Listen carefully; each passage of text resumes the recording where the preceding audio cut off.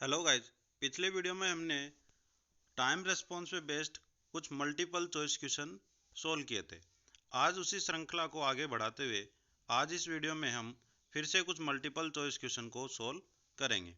जैसे यहाँ पे पहला क्वेश्चन है, if a type one system is subjected to parabolic input, what will be the value of steady state error.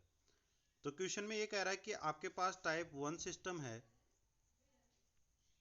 और उसको हम इनपुट पे दे रहे हैं पैराबोलिक, तो आपकी स्टेडी स्टेट एरर की वैल्यू क्या होगी। तो आपको पता, जब आप सिस्टम में पैराबोलिक इनपुट दोगे तो आपका कौन सा कांस्टेंट निकलेगा, के ए, जिसे हम कहते हैं असलेरेशन कांस्टेंट। तो जब टाइप वन सिस्टम है तो उस कंडीशन में सिर्फ के वी की वैल्यू आएगी, के पी की वैल्यू आपकी इन्फिनिटी हो जाएगी और के ए की वैल्यू हो जाएगी जीरो। जब के ए की वैल्यू जीरो है तो आपकी स्टेडी स्टेट एरर क्या होती है, 1/के ए। तो आपकी के ए की वैल्यू जीरो है और स्टेडी स्टेट एरर आपको पता है 1/के ए।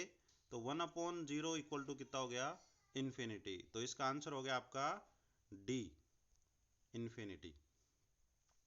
दूसरा आपका क्वेश्चन है, on which factor does the steady state error of the system depend. यानी कि निम्न में से स्टेडी स्टेट एरर सिस्टम के किस फैक्टर पर डिपेंड करती है। तो पहला आपका ऑर्डर ऑफ सिस्टम, दूसरा टाइप ऑफ सिस्टम, साइज और प्रोटोटाइप। तो आपको पता है कि स्टेडी स्टेट एरर जो है वो सिस्टम के टाइप पे डिपेंड करती है। तो यहाँ पर आपका आंसर हो जाएगा बी, टाइप। नेक्स्ट आपका क्वेश्चन है, if a system if a type 0 system is subjected to step input, what is its effect on steady state error। यदि आपके पास टाइप 0 सिस्टम है और उसे इनपुट पे स्टेप इनपुट दे रहे हो तो स्टेडी स्टेट एरर पर क्या फर्क पड़ेगा या क्या प्रभाव आएगा। तो आपको पता है, जब स्टेप इनपुट दे रहे हो तो आपकी एक की वैल्यू आएगी किसकी, के पी, जिसको हम कहते हैं पोजीशन एरर कांस्टेंट। तो आपकी steady state error equal to क्या हो जाएगा, 1/1 प्लस के पी। तो इसकी कोई ना कोई कांस्टेंट वैल्यू आएगी तो आपका स्टेडी स्टेट एरर पर क्या फर्क पड़ेगा, इट रिमेन्स कांस्टेंट। तो इसका आंसर हो जाएगा आपका B, it remains constant. Next आपका क्वेश्चन है, टाइप 0 सिस्टम आर अनसुटेबल। कि टाइप 0 जो सिस्टम है वह किस इनपुट के लिए अनसुटेबल होगा। तो आपको पता है टाइप 0 सिस्टम है, यदि उसको यूनिट स्टेप दोगे, यूनिट स्टेप इनपुट दोगे, तब तो आपकी एरर कांस्टेंट जो केपी है उसकी कुछ ना कुछ वैल्यू आएगी। उसके अलावा यदि रैम देते हो या पैराबोलिक देते हो तो उसकी क्या हो जाएगी, जीरो या इन्फिनिटी। वो डिपेंड करेगा ये टाइप ऑफ सिस्टम कैसा है। तो वो सिर्फ किसके लिए सुटेबल होगा, यूनिट स्टेप के लिए। तो फॉर रैम इनपुट वो सुटेबल नहीं होगा। If the inputs is parabolic in nature तो उसके लिए भी नहीं होगा। तो इसका आंसर हो जाएगा सी, बोथ ए एंड बी, दोनों के लिए क्या होगा, अनसुटेबल होगा। नेक्स्ट आपका क्वेश्चन है, which among of the following is represented by A parabolic input signal.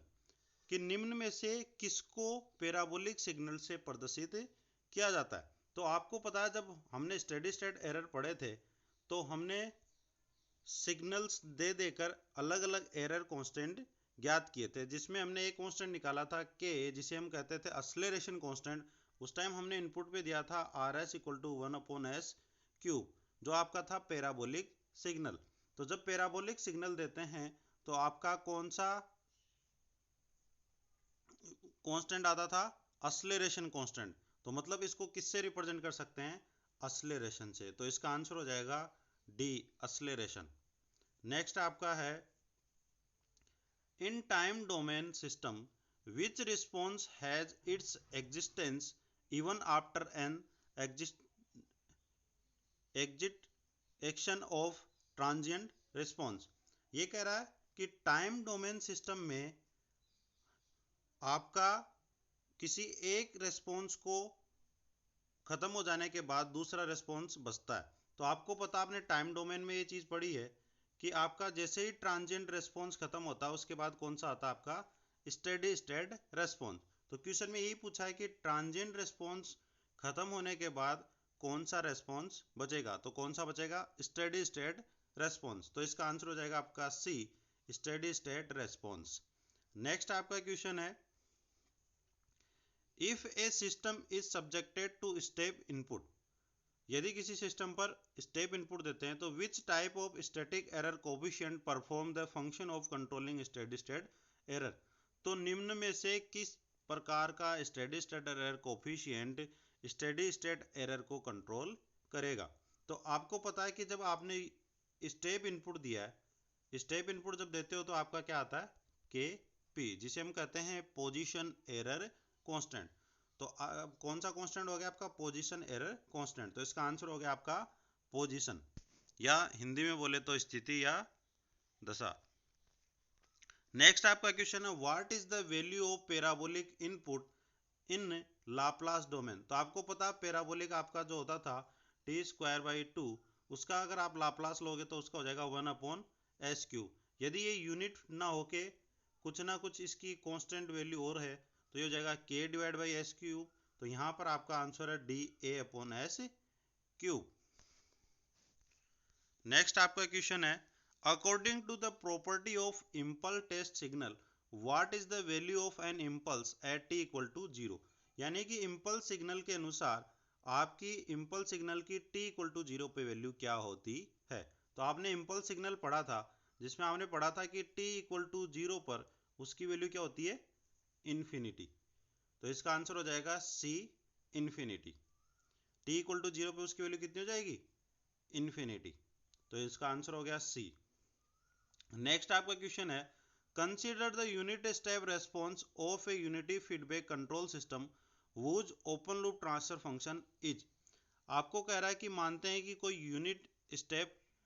Unity feedback control system का यूनिट स्टेप रेस्पॉन्स आता है, जिसका ओपन लूप ट्रांसफर फंक्शन क्या है, GS=1/s, s प्लस का 1। तो यहाँ पे आपको ओपन लूप ट्रांसफर फंक्शन दे रखा है और पूछ क्या रहा है, the maximum overshoot is equal to. तो अब आपको पता, आप सबसे पहले कैरेक्टरिस्टिक इक्वेशन निकालोगे जो क्या हो जाएगी 1+GS×HS=0। तो यूनिटी फीडबैक का है तो HS की वैल्यू 1 हो गई, GS की वैल्यू ये रही। तो हम रख के जब सोल्व करेंगे तो हो जाएगा 1+1/s, s+1 इंटू 1=0। जब इसको सोल्व करोगे तो आपकी कैरेक्टरिस्टिक इक्वेशन कुछ इस तरह से आएगी, s² प्लस का s प्लस का 1=0। अब यहाँ से आप इसको सोल्व करके ओमेगा एन और जीटा की वैल्यू निकाल सकते हो। तो ओमेगा एन इक्वल टू आपका आ गया ω² = 1, तो ओमेगा एन इक्वल टू आ गया 1। यहाँ से 2 zeta omega n equal to कितना हो गया आपका 1। तो जीटा की वैल्यू, ओमेगा एन की वैल्यू 1 है, तो जीटा आपका जाएगा 1/2 यानी कि 0.5। तो अब आप जानते हो कि आपको पूछा है कि मैक्सिमम ओवरशूट, जिसका फॉर्मूला होता है मैक्सिमम ओवरशूट की जो फॉर्मूला होता है वो आपका होता है e⁻⁻⁰ डिवाइड बाई √1 - जीटा²। जीटा की वैल्यू आपको पता आपकी है 0.5, ओमेगा एन की वैल्यू की जरूरत भी नहीं है, और ओमेगा एन की वैल्यू आपको पता है कितनी है 1। तो यहाँ पे जब रखोगे इसको 0.5, पाई की वैल्यू आपको रखनी है रेडियन में 3.14, और इसको जब सोल्व करोगे तो आपका आंसर आ जाएगा सी, 0.163। नेक्स्ट आपका क्वेश्चन है कि a second order system exhibits 100% overshoot its damping coefficient is. यदि आपका कोई सेकंड ऑर्डर सिस्टम का मैक्सिमम ओवरशूट या पीक ओवरशूट कितना 100%, या आप कह सकते हो कि मैक्सिमम पीक ओवरशूट कितना आपका 1, तो आपका डैम्पिंग कोफिशिएंट यानी कि जीटा की वैल्यू क्या होगी। तो आपको पता मैक्सिमम पीक ओवरशूट का जो फॉर्मूला होता है e⁻⁻⁰ डिवाइड बाई √1 - जीटा²। ये तभी 1 होगा जब इस पूरी टर्म की वैल्यू कितनी हो जाएगी 0। कितनी हो जाएगी 0। तो अब इसकी वैल्यू 0, जब किसी भी की पावर 0 होगी तो उसकी वैल्यू कितनी होगी 1। जब इसकी पावर 0 हो गई तो आपको पता है कि जीटा पाई डिवाइड बाई √1 - जीटा² = 0। तो नीचे वाली टर्म पूरी की पूरी 0। तो आपका क्या आ गया, जीटा पाई = 0, तो जीटा = वैल्यू कितनी आ गई 0। तो आपका इस क्वेश्चन का आंसर हो जाएगा A = 0। बाकी आप एंटी लॉग वगैरह लेके भी सोल्व कर सकते हो। तो नेक्स्ट क्वेश्चन आपका है, a control system having unit damping factor will give यदि किसी कंट्रोल सिस्टम का आपका डैम्पिंग कोफिशिएंट या डैम्पिंग रेशियो जीटा की वैल्यू कितनी हो 1 या यूनिटी, तो आपका कौन से टाइप का सिस्टम या उसका सिस्टम का रिस्पॉन्स कैसा होगा। तो पहला क्रिटिकल डैम्प्ड रिस्पॉन्स, तो यही इसका आंसर होगा। क्रिटिकल डैम्प्ड कब आता है, जब जीटा की वैल्यू कितनी हो 1। ऑक्सिलेटरी रिस्पॉन्स, अनडैम्प्ड रिस्पॉन्स और नो रिस्पॉन्स, ये कोई भी नहीं होगा। अनडैम्प्ड कब होता है, जब जीटा की वैल्यू किसके इक्वल हो 0 के। तो ये आपका इसका आंसर हो गया क्रिटिकल डैम्प्ड रिस्पॉन्स। नेक्स्ट आपका क्वेश्चन है, ए unity feedback system has open loop transfer function. किसी यूनिटी फीडबैक सिस्टम का ओपन लूप ट्रांसफर फंक्शन ये है जिसकी वैल्यू है GS इक्वल टू 25 बटा एस प्लस का 6। The peak overshoot in the step input response of the system is approximately equal to. तो आपको पूछ रहा है कि यदि सिस्टम के इनपुट पे स्टेप इनपुट दे रखा है तो पीक ओवरशूट की वैल्यू बताओ, यानी कि मैक्सिमम पीक की वैल्यू बताओ कितनी होगी। तो आप आसानी से इसको सोल्व करके आप किसकी वैल्यू निकाल सकते हो, जीटा और ओमेगा एन की। फिर आपको पीक और शूट का फॉर्मूला पता है, ई की पावर माइनस का zeta pi divide by under root 1 minus zeta square. तो उसकी सहायता से आप आसानी से क्या कर सकते हो, पीक और शूट की वैल्यू निकाल सकते हो। तो मैं यहाँ पे जीटा की वैल्यू तो आपको बता देता हूँ। इसको जब सोल्व करोगे इसकी करेक्टरिस्टिक इक्वेशन लिखोगे तो वो आपकी आएगी S square plus 6s plus का 25 इक्वल टू 0। तो यहाँ से ओमेगा एन इक्वल टू तो आ गया 5 और आपका आ जाएगा 2 zeta omega n equal to 6 और इसकी वैल्यू है 5 तो हो जाएगा 6/5। 2 से डिवाइड करोगे तो 6 divide by zeta equal to आ जाएगा 6 डिवाइड बाई 2 इंटू 5 तो आ जाएगा 6/10 यानी कि 0.6। तो जीटा की वैल्यू कितनी आ गई 0.6। तो आपके पास मैक्सिमम पीक और शूट का फॉर्मूला है जो है ई की पावर माइनस का zeta pi divide by under root 1 minus zeta square. इसमें आप जीटा की वैल्यू 0.6 रखकर जब इसका सोल्व करोगे तो इसका आंसर आपका आएगा 10%। कितना आएगा 10%। नेक्स्ट आपका है, a system has a transfer function CS divide by RS is equal to 4s square plus का 1.6s प्लस का 4। तो आपको कह रहा है for the unit step response the settling time in second for 2% tolerance band is. तो क्या होगा, आपको ये कह रहा है कि किसी भी सिस्टम का ट्रांसफर फंक्शन आपको दे दिया CS divide by RS equal to this. तो आपको कह रहा है कि यदि यूनिट स्टेप रिस्पॉन्स हो तो सिस्टम का सेटलिंग टाइम फॉर 2% टॉलरेंस, जब 2% एरर बैंड हो। तो आपको पता है जब 2% एरर बैंड होता है तो आपका सिस्टम का सेटलिंग टाइम TH से जिसको डिनोट करते हैं होता है 4t। 4t का मतलब 4 divide by zeta omega n. तो आप इसको सोल्व करके आसानी से किसकी वैल्यू निकालोगे, जीटा की और ओमेगा एन की। नीचे वाले कोफिशिएंट को जब आप इक्वल टू पुट करोगे 0 तो आपका आएगा S square plus 1.6s plus का 4 इक्वल टू 0। जब इसको सोल्व करोगे तो आपकी यहाँ से ओमेगा एन की वैल्यू तो आ गई 2 और आपका हो जाएगा 2 zeta omega n equal to 1.6। Omega n की वैल्यू है 2 और ये होगा आपका 2 इंटू 2 4। तो जीटा की वैल्यू आ गई 1.6 डिवाइड बाई 4। 4 से जब इसको सोल्व करोगे तो इसकी वैल्यू आ जाएगी 0.4। तो अब आपको पता है कि आपकी जीटा की वैल्यू आ गई कितनी 0.4, ओमेगा एन की वैल्यू कितनी है 2। तो आपका settling time for 2% error band कितना हो जाएगा 4 divide by 4 divide by zeta omega n. Zeta की वैल्यू है 0.4 और जीटा की वैल्यू है 2। 2 से जब इसको 4.4 से जब इसको कैंसिल आउट करोगे तो ऊपर आएगा आपका 10।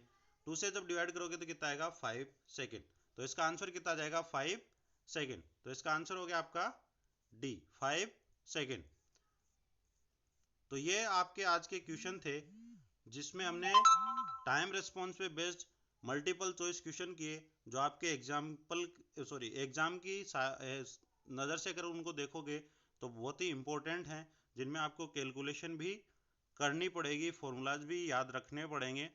तो आपको अगर टाइम रिस्पॉन्स के क्वेश्चन सोल्व करने हैं तो आपको टाइम स्पेसिफिकेशन के जितने भी फॉर्मूले हैं TD TR TP maximum peak और शूट, इन सबको याद रखना है। साथ ही स्टेबिलिटी की क्या कंडीशन होती है, राउ थ्योरम में क्या कंडीशन होती हैं, इनको भी याद रखना है।